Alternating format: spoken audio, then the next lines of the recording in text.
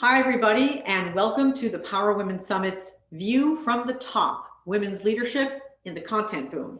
I'm Sharon Waxman. I'm the founder and the editor-in-chief of TheWrap and WrapWomen. And today I am really excited to speak with an amazing group of executives who are basically responsible for overseeing and developing and distributing your favorite content.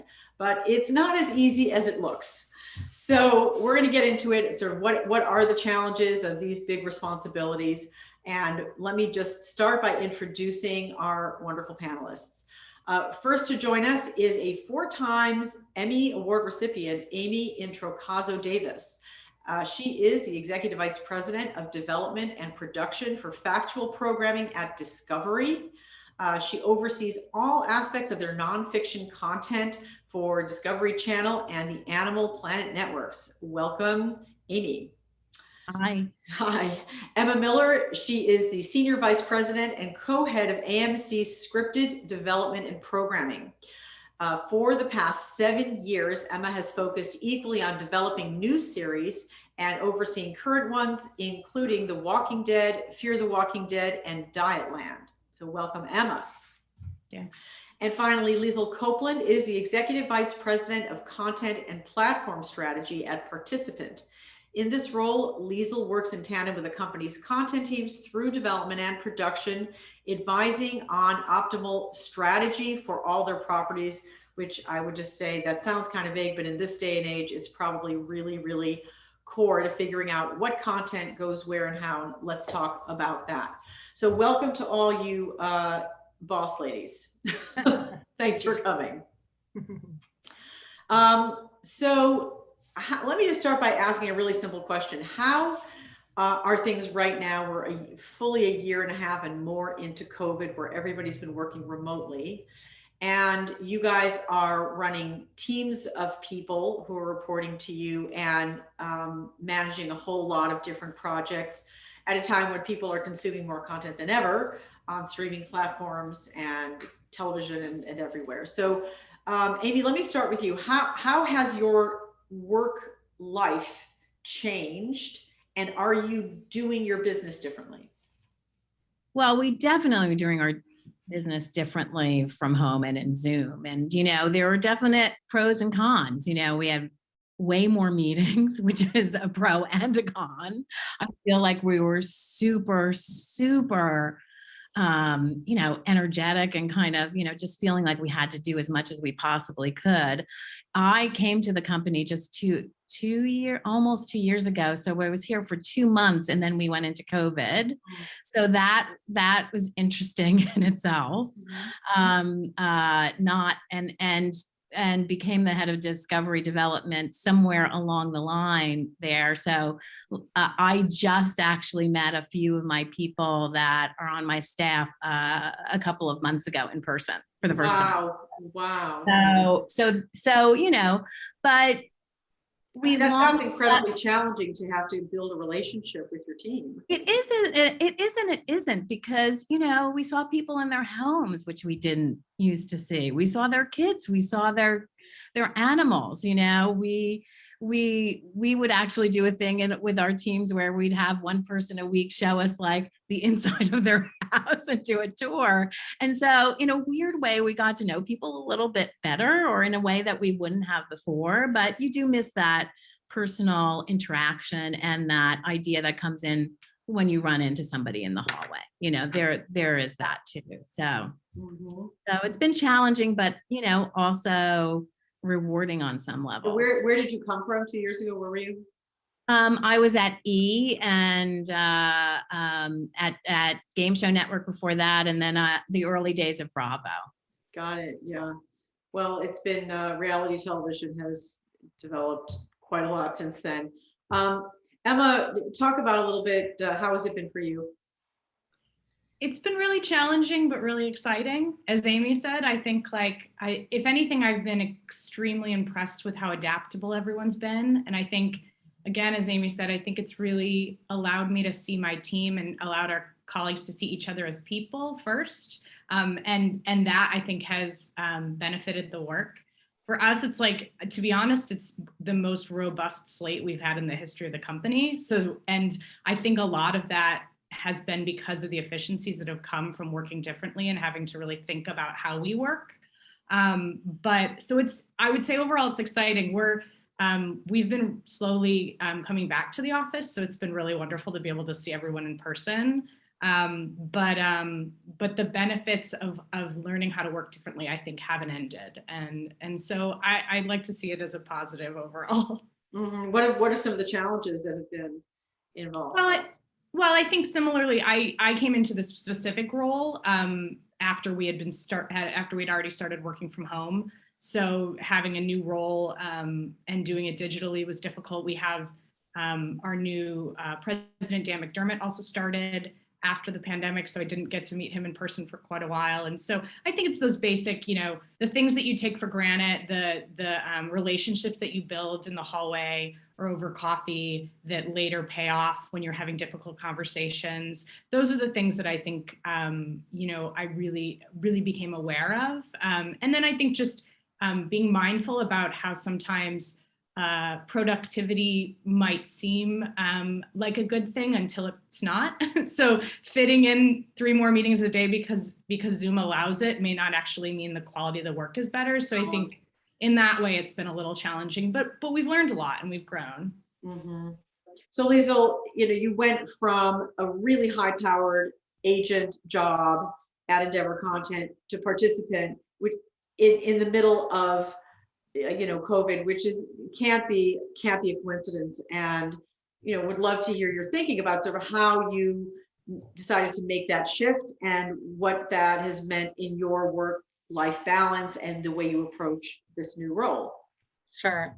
It was a confluence of so many things. I think, being part of what people are terming the Great Resignation, a lot of the change came from being at home and being able to evaluate the sort of work-life balance, the priorities, the being with my family more, and realizing, how that was impacting my abilities to be thoughtful about my work. And, having spent a lot of my time at Endeavor Content while really always trying to focus on, sort of purpose-driven content opportunities and clients who were focusing on that space, I had a lot of opportunity to work with participant as my client in a number of instances.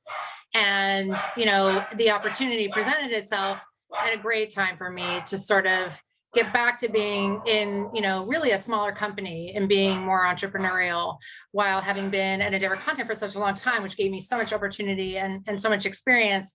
Really a lot of the work of the entrepreneurial time when I was there was sort of coming to bear into a new era. And I was really interested in kind of being in a smaller environment again and getting to focus on the social impact content side of my personal desires was just a golden opportunity. Yeah, I mean, I find also, just as somebody who's running my company, that I had to make so many adjustments that, I'm a very I'm a journalist and driven and all of those things. And like a lot of that stuff I had to sort of learn to was forced to like dial that back, because so many people are going through their own process. And I found like you just couldn't presume. You have no idea what's going on in people's day. How do you deal with that? Anybody to jump in just from a management point of view as a leader? I'll jump in and say, I think like, the whole industry is causing us all to adapt on a really fast basis. And my purview and thinking about the marketplace really primarily and how that informs our decisions from green light to financing, co-financing, all the way through when to take something to market and more. It's like you have to be up to speed and you have to be able to make real-time decisions. And I think it's more than ever. And I think being thoughtful about that, reacting to your teammates, to your colleagues, and prioritizing that is really where things hold together, right? As any team being able to sort of tackle any given task, which is changing all the time. So you kind of have to put your mask on first, right? Not in the COVID sense, but like if when you're traveling, they right in the airplane sense, right? It's I love the most that. simple lesson of all. Yeah. And so you have to sort of, and I have been really inspired listening to a lot of leaders, and I think even most of all female leaders really naturally being good at thinking about how to balance so many different inputs and their teammates' needs and, you know, their direct reports' needs on a human level, and really react to that thoughtfully and pace that, realizing that in the speed, we can't be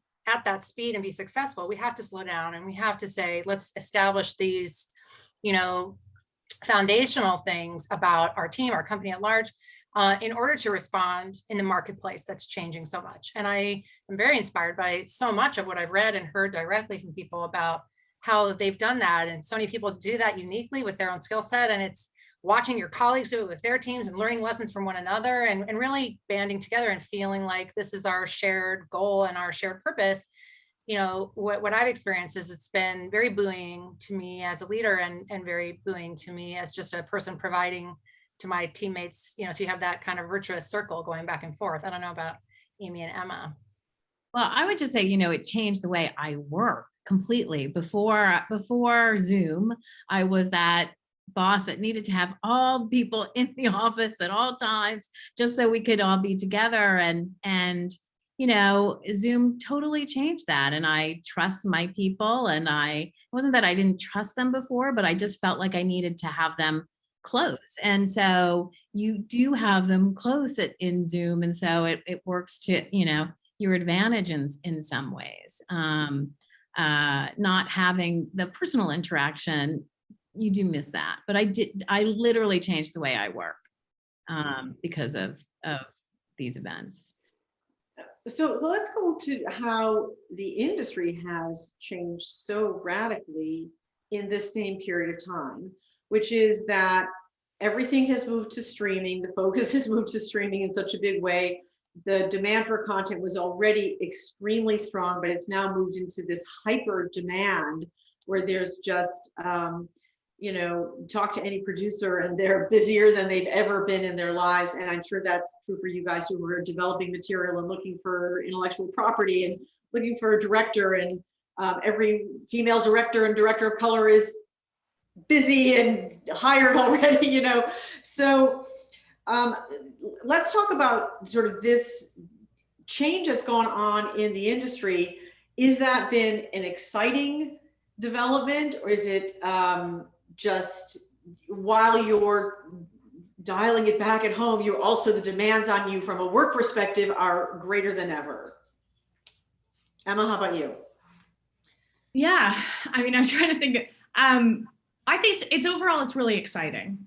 I think the change in the industry and the increase in demand has really served us as a company. I would say, like, the shift in the way people are looking for content, the shift away from you know, relevance, or the shift away from convenience and more towards the quality of the content, because now the accessibility and the convenience is no longer really a novelty, has really served us. Right. And so I would say it's a great moment for us. We've always been kind of a fan-focused company that really focuses on craftsmanship and quality, and that being the thing that everyone's seeking out now, feels like it's making it a really good time for us to be ramping up our development in the way that we are. So, but does it make it more challenging if you're differentiating quality is quality? Yeah. Isn't it harder when there's so much pressure to be producing?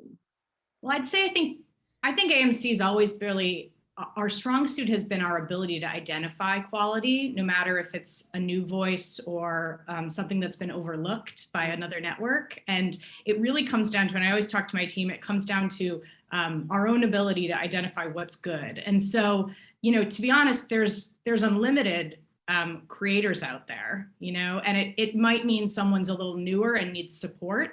But if we're willing to put in the work and do the work and trust our own taste, I think you're never going to run out of great directors. You're never going to run out of particularly great writers. And so I think it's a real opportunity, especially as we're pushing ourselves to find new voices, new authentic voices, new storytellers that haven't been in the industry before. I think it's actually a really positive shift, and it's something that fits our model really well. Amy, how about you? I think it's a super exciting time. It reminds me of the early days. I was in cable in the 90s when that was exploding. And it kind of reminds me of that time where it just feels like the possibilities are endless, particularly for content providers. We at Discovery, we have this other platform now that we can put different kinds of Discovery shows on. We just launched a show called Naked and Afraid of Love, which is the naked and afraid dating Oh, show. really? Like a romantic version of Naked and Yes, and Afraid? it's not something we probably would have ever launched on the linear channel, but we had Discovery Plus, and so it's just opened the door to so many different kinds of things. And so I just feel like it's so exciting. The pressure is always the pressure. It's been that way for forever, and I think we're in jobs that are pressure filled. So it's just sort of putting one kind of pressure against another, really. But I do think it's an incredibly exciting time. We'll talk about, I want to ask Lisa the same in a second, but since you started talking about this show, what are some of the other shows that you're working on that you're excited about that are coming up? Well, we do have another dating show that we're going to be putting on Discovery Plus. It was announced as mating season, but we're going to change the title.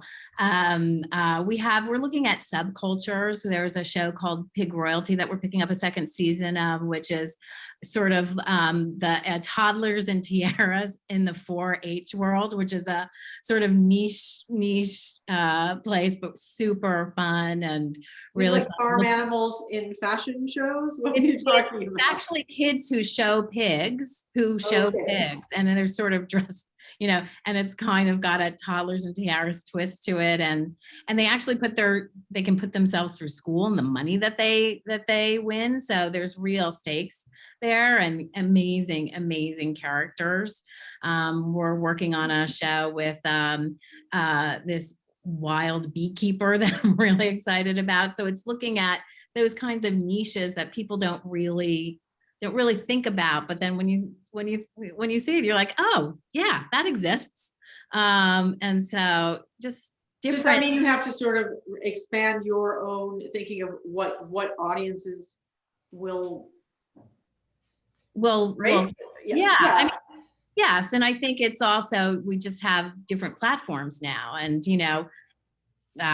Gold Rush still is getting a big audience on Discovery, and our car shows are still getting a big audience on Discovery. And so it's just figuring out where we're going to bring in new people, where we're going to satisfy the people that we already have, and just keeping all those people happy and wanting to see our content.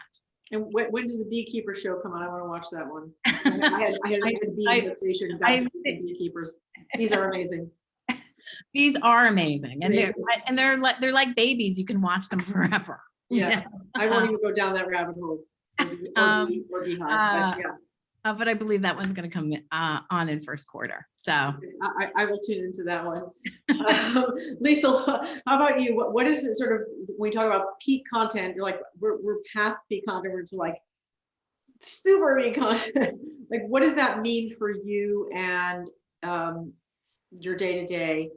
Yeah, it's the whole reason for the content strategy piece to exist at Participant, because I think distribution it comes in all different shapes and sizes. And I'm a big believer in this sort of net positive from all of this change, where every content maker, supplier is also getting all this direct feedback from their audience. And it allows Amy to super serve an audience that they really understand at Discovery. It allows Emma to super serve an audience that they really understand at AMC.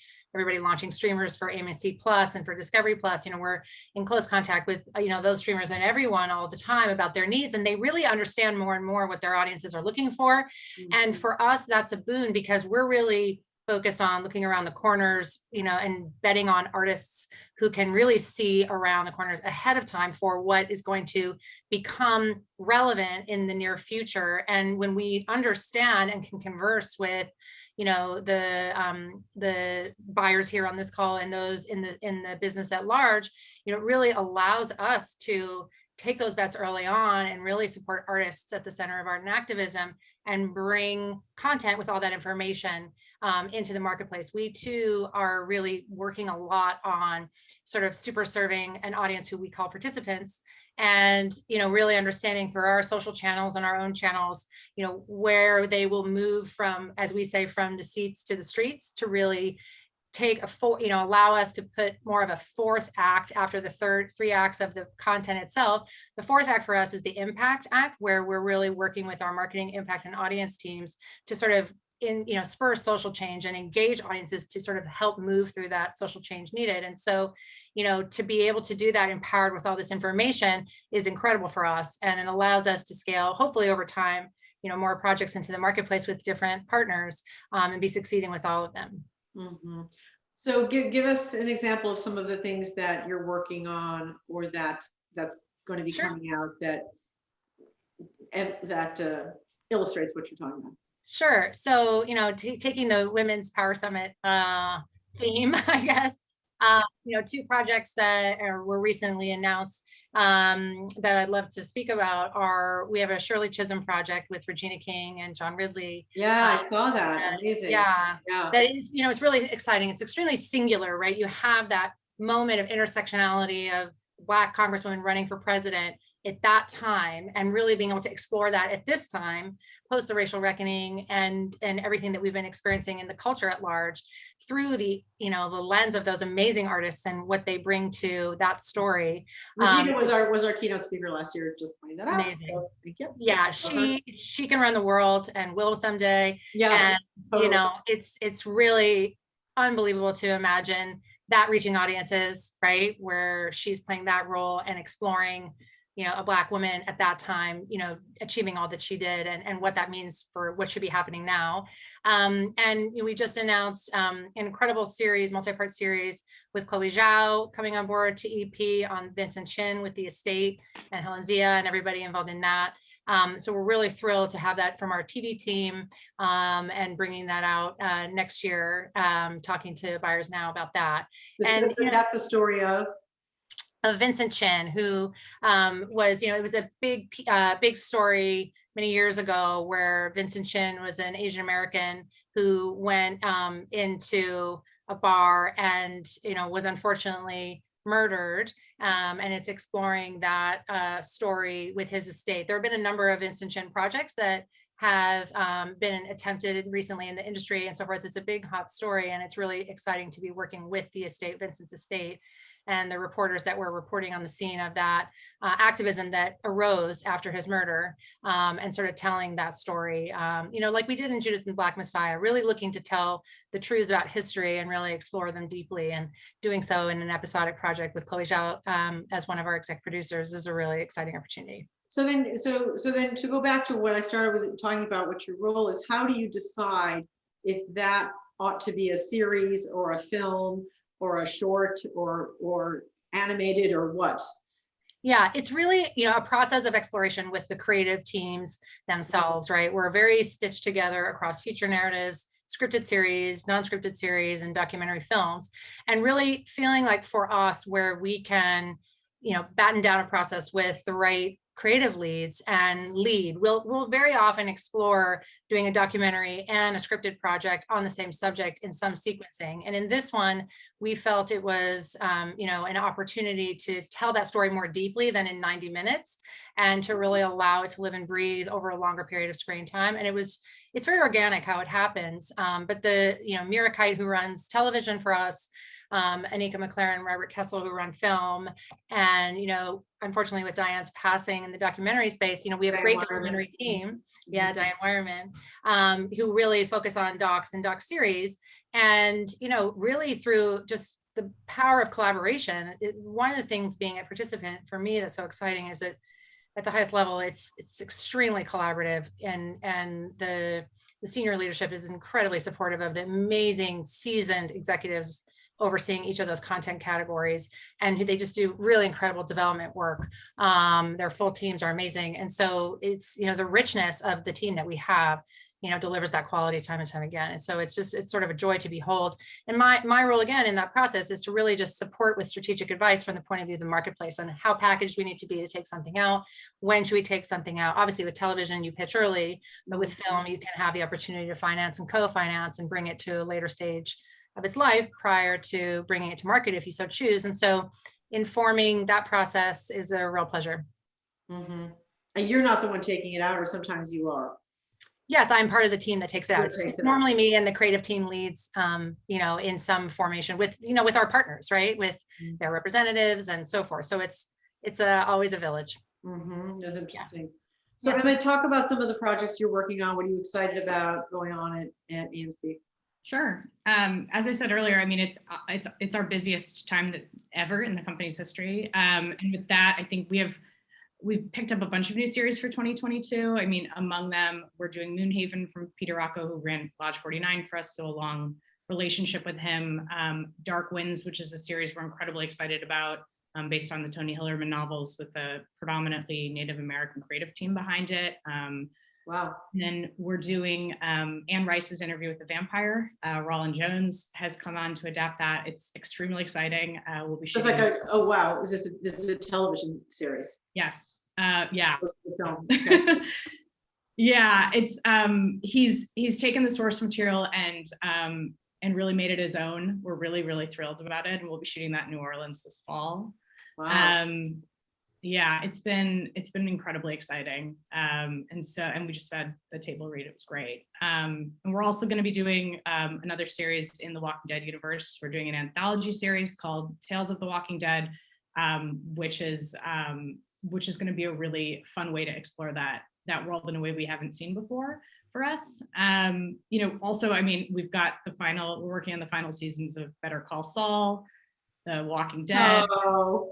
Killing Eve. I know it's bittersweet, but it's going to be for a really good next year. And then on top of all that, we're working on additional seasons of a bunch of other shows, including Kevin Can Fuck Himself and others. But we also have 6 writers' rooms going this fall, so it's more than we've ever done before. And I think the depth of what we're working on really it spans the gamut, and I think it speaks to kind of the legacy of us having really incredible character-driven dramas, but also these really. I do want to. I'm going to jump in and interrupt you. Who decided it was okay to name the show Kevin Go Fuck Himself?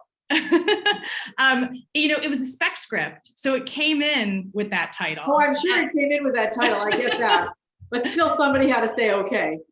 Yeah, I think it was a lot of people that said okay, but it was hard to not say okay. It just, when you live with the title for that long and it's that powerful, it was hard to beat.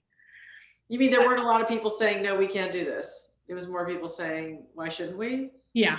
Oh, it's interesting. Yeah.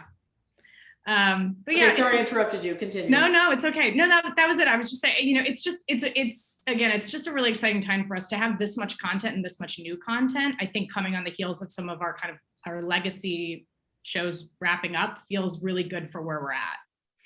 Yeah, well, as you say, the pressure is always on, but never more when you've got a big series that's coming to an end. So yeah, that's exciting and probably terrifying in some ways. I don't know. Yeah. One of the things that we do a lot at the summit is, we do a lot of mentorship. We have, maybe you guys are even mentoring and I don't even know, but we do actual sort of hands-on discussions with young people. And one of the purposes of these conversations is to sort of, help explain how it is you guys got to where you got to, and how anyone can sort of get into this business, because it seems so hard from the outside. And especially hard when there's not even an office building where you can go drop off your resume and hang out in the lobby and hope that, whoever it may be, Jeffrey Katzenberg wants to hire, whatever, or one of you guys. So what advice would you give to either a younger version of yourself or to somebody who was, young and ambitious, and certainly part of a group that the industry says they want to include more of: women, underrepresented groups, people of color, people with disabilities, Native Americans, et cetera, et cetera. So what would you say? I would say, at the beginning of your career, seek out mentors and keep your foot on the gas, right? Like it's really important as you get to the level of, Emma, Amy, and myself. For us, it's like mentor others, right? And create a network where you're helping younger women of all backgrounds, and anyone really that you find it has promise, and to really do that work and deliver on that promise of that relationship. For the getting in the front door of it is to get your network going and then ask for that mentorship. It's very impressive when a young person meets someone like any of the three of us, or you, Sharon, or anyone who might be listening, and says, will you mentor me? And I would really be hard pressed to find many women in the industry who would say no to that question. No. Right? Hang on, I'm actually telling you that I've had people tell me that they have had a really hard time finding mentors. It's a thing that our viewers, like the participants in this conference, tell us they like the most. And you probably wouldn't, and Amy wouldn't, and Emma wouldn't, I wouldn't, but I do hear that people say it's really hard to find mentors. Yeah, it's hard work. It's hard work to put yourself in the rooms and to go and educate yourself and to commune with others. And right now, communing with others is really, really challenging. But there's someone at your college, there's someone who's a counselor in your high school. If you didn't go to college, there's some organization that you can join where then someone in that group, you can ask for mentorship and say, will you help me? I need to open doors in this place. It's really about relationship and, kind of taking those relationships, making sure you're doing your part in those relationships, showing up, and then asking for that assistance, and then, taking any guidance, but taking those steps and showing up where you need to for those steps as well. I think that at women right now, most of all want to help so desperately other women that, I think that there's such a reckoning across the industry, right now, in so many levels with, a lot of groups that need more visibility that you mentioned, Sharon. And I think, there are very deservingly many groups on that list. And I think that women really still need that support from other women in addition to all of that. And the intersectionality of women in any other group, whether they be differently abled or a woman of color, then even more so. And, it's just something that I take very seriously, and have a number of women that I have stayed with and mentored for just different reasons, because they asked and they delivered on work.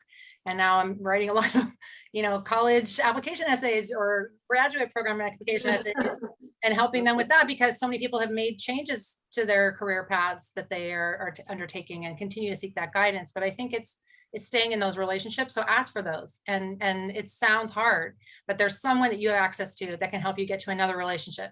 And that's where you need to begin. Yeah, because sometimes it's like, that may not be the relationship, but they may go out to their network and say, yes, who would be the right fit for this person?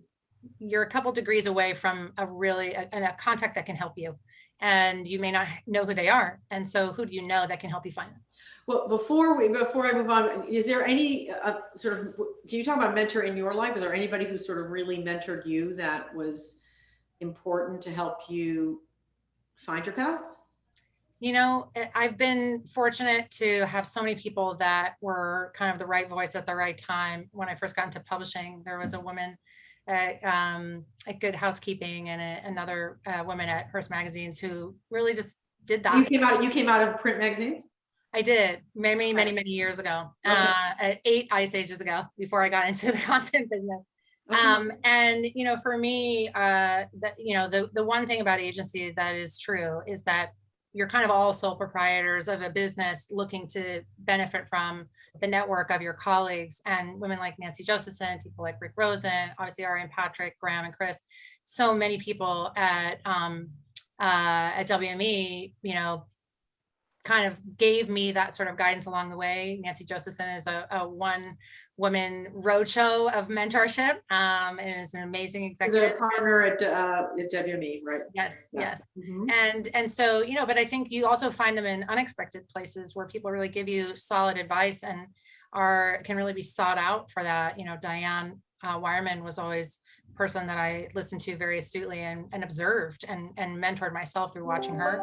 And so, I shout out to them, but, I'd love to also allow Emma and Amy to speak. Yeah. I'm sure they have important news for your listeners.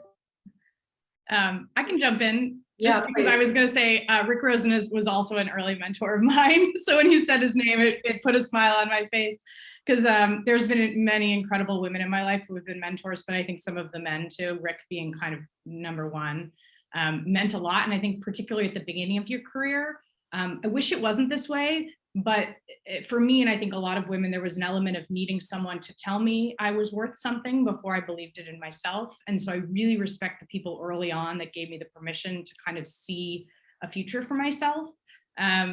But I think in addition to the mentorship, I would say maybe two things. I don't see a lot of young women in particular. I don't see the problem being the amount of work they're putting in. I think they're all working really, really hard. I think, frankly, it's more about, it's twofold. It's about making your impact known, making the work that you do be known, not letting others take responsibility for that work and not doing it and hoping that someone will notice. I think that's huge. And then also just, I think really making sure that you have a point of view and equally learning how to properly express it. And I think being comfortable with the idea that maybe in order for that to happen, you just need to put a little bit of effort and preparation in, right? I see a lot of women who are kind of comparing themselves to colleagues who perhaps think on their feet in a different way, or just are more kind of bold and confident in the first thought that pops into their head, being those who, they wish they could emulate. And I think as I've gotten older, I've become more comfortable understanding what my skill set is and being comfortable with knowing that for me, preparation and taking time and being thoughtful and asking questions and then coming with the confidence that comes with that to the drawing board is the way that I do my best work. And I think early in my career, I was really insecure about that. So I guess it's just about being comfortable knowing what your process is and kind of owning that and owning your own point of view. But you bring up an interesting point there, which is both, having the confidence to express an opinion when you're, let's say, a junior person, right? You're like the young person at the table, or in the room. Maybe you're not even at the table. Maybe you're at the back of or in a Zoom. I don't know. Never mind. But what is that balance between, okay, you should raise your voice, but you mentioned how you raise your voice. Is it appropriate, or in what way? That could be a career breaker, maker or a breaker. Yeah, right? I think there's a lot of discussion around, make your voice be heard. And there's a lot of kind of stories, I think legends told about the time that someone raised their hand and said the thing. But I think what gets lost is, what are you saying? And is it thoughtful? And is it, and I think there's power in thinking about it in that way, because that puts a lot of control in the person who's speaking's hands. You can affect a lot of change in a meeting through what you say if you spend a lot of time thinking about the right thing to say. It's not just about saying it, and I think there's something to that. And it's just all about preparation too. It's not just boldness. It's about then what's coming out of your mouth when you say it. Mm-hmm. That's so interesting. I think that is a tough balance a lot of time. Yeah. And it's reading the room. I mean, look, I will say on the other flip side, being a senior leader, I try to create an environment where people can say things they're not comfortable with and kind of work through it. But again, it's about reading the room. Is it a room where you can kind of say whatever's on your mind and work through the process with people around you? Or do you really want to come to the table with something thoughtful because you're in a room full of people that you don't know, where you're creating an impression? It's all of those things. But yeah, and I'd say it's also seeking out those jobs or seeking out those people to work with that you really want to work with and that you feel comfortable. I always say to people, the job interview is not just for them to interview you, it's for you to interview them and to see if if you feel like you're compatible. If not, you're smart, you're going to get another job. It really is working with people that you really want to work with and on product that you really want to work on. And and maybe it's just because that's worked out for me, but I believe that that's true, that you really can make your own destiny that way if you look at it that way, particularly when you're interviewing, because it also can give you a sense of confidence too, if you're asking about them and if you're wondering about how they think and what makes them tick. I think, you'll just find yourself in a happier place if it's somebody that you really, connect with. Well, can you think of an example from your early career, Amy, where you did that? Not Yes, trying to I put you will. on the spot, but there you go. Yes, I mean, I started very early as I actually worked in the theater. I was a casting director for the theater, a casting intern, and became the casting director. And so at that place, they always asked our opinions, even when we were interns. And I think because they really needed it, because there wasn't anybody else around. Right. But I would say when I met Frances Barrick at Bravo, I met her on a general audition, just a general meeting. And What was her job at the time? she was I think she was the SVP of programming, maybe the SVP of programming. Okay, she was.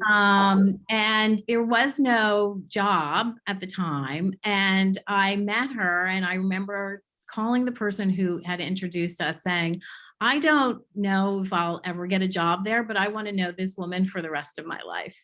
And Wow.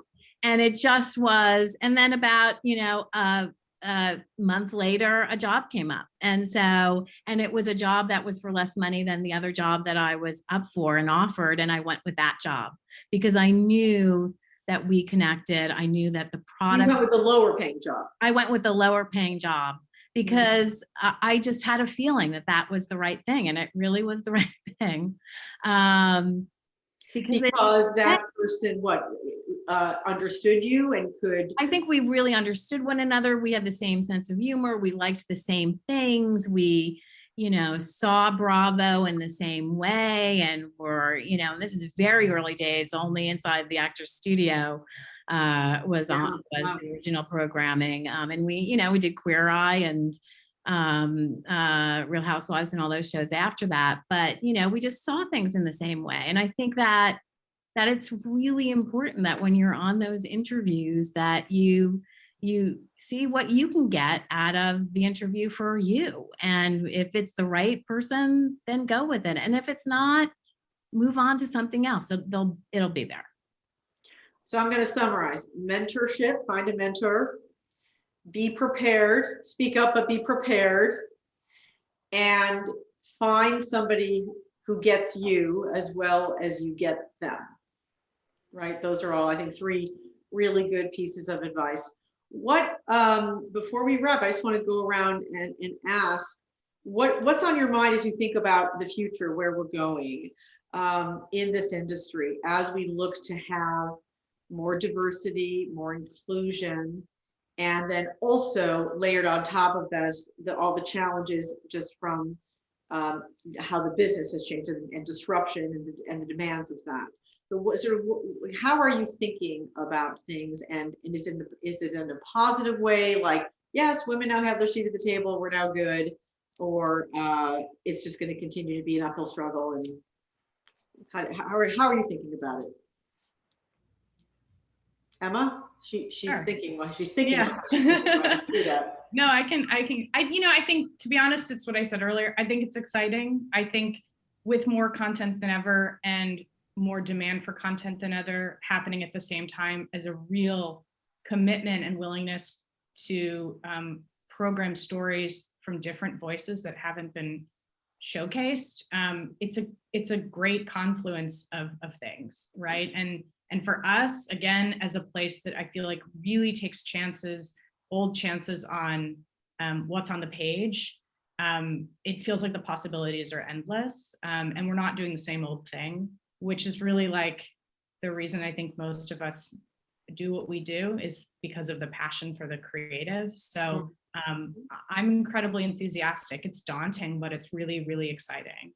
I agree with that. Yeah, I really agree with that. I think the questions that I ask myself, and I think we all have to ask ourselves more and more as we think about the answer to your question, are, the decisions I'm making and the decisions that I'm in groups that are being asked to be made, who is at the table, and just constantly evaluating that, constantly trying to evaluate, any biases that we all travel with and we're all trying to perfect and improve, and really sort of, make sure that there are others at the table, that you're getting those inputs, that feedback, and widening the aperture on how discussion happens inside. Perhaps, Zoom Live has a lot of benefits, and it's that one of them is that I think it's interesting that we're always all the same size. Every person has the same heft in a meeting, because that rectangle is only as big as it is, and it's the same size as the one next to it and above it and below. And it's just to sort of keep that equity going, at every opportunity, and to constantly be checking for that, because I think that it's overdue that there be more people of more backgrounds at the table, kind of making all kinds of decisions in every company, small and large. And so it's just constantly just taking it slower and asking, what does this demand of me right now, and who should I reach out to make sure that that's happening? Because I think then we can really nail the opportunity in front of us. Because I do think, I agree with Emma, that it is exciting. And I feel fortunate, a participant, that's something that we have to think about, even more so, because it's a big part of our brand, that we're, there in the crosshairs of art and activism, and sort of, telling things truthfully and things that are relevant. And so, it's a real opportunity industry-wide. Yeah, that's a new model. And then Amy, of course, you're at Discovery, and I know you're not allowed to talk about this, but you're supposed to be merging with Warner Media next year. So I read, yes. So, I mean, I think, your life might change quite a lot, or it might not. I don't know, because you've got so much on your plate. Yeah, listen, I think the ability to adapt for any of us is what's gonna keep us here.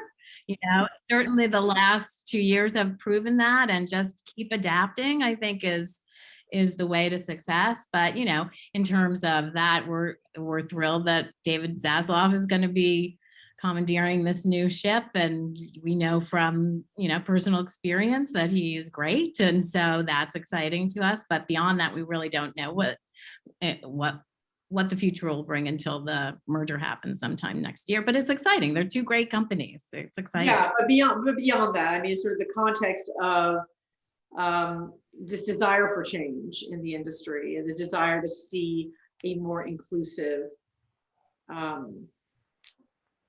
entertainment and media industry across the board, in front of the camera, behind the camera, the executive suites. I mean, yeah, well, it's certainly long overdue. And I think it's, I have a daughter who's working as a literary assistant right now in the theater. And, the opportunities for her I think are going to be much bigger than they were necessarily for me at her age, I think, so I think that there's great opportunity for people. And I think, it's just about adapting and being able to sort of like move in the direction you need to move, and I think, I think it's exciting. Like, who wants to do the same old thing that we've done before? So, I just think all of that's exciting. It's just, we're problem solvers. And so at the end of the day, it's just figuring out how to solve the problem, and find the right content and connect with the audience that you want to connect with. And so, I don't know, it just feels like there's just more opportunity now. So it's exciting. Yeah. So, I mean, I do think I'm constantly thinking when I'm having these conversations, I could talk to you guys all day, but I'm constantly thinking about like the 22-year-old version of who, any one of the people in this conversation, and they're watching today, and thinking about like, okay, what can I take away? And I think that, there's a lot of optimism expressed here. I think there's a desire across the board for, like, you are now in a position to lift up other people from underrepresented communities and women, and even just what participant is as a company is something that wouldn't even have been a thing a generation ago. So that, I think that is the direction that we're moving in.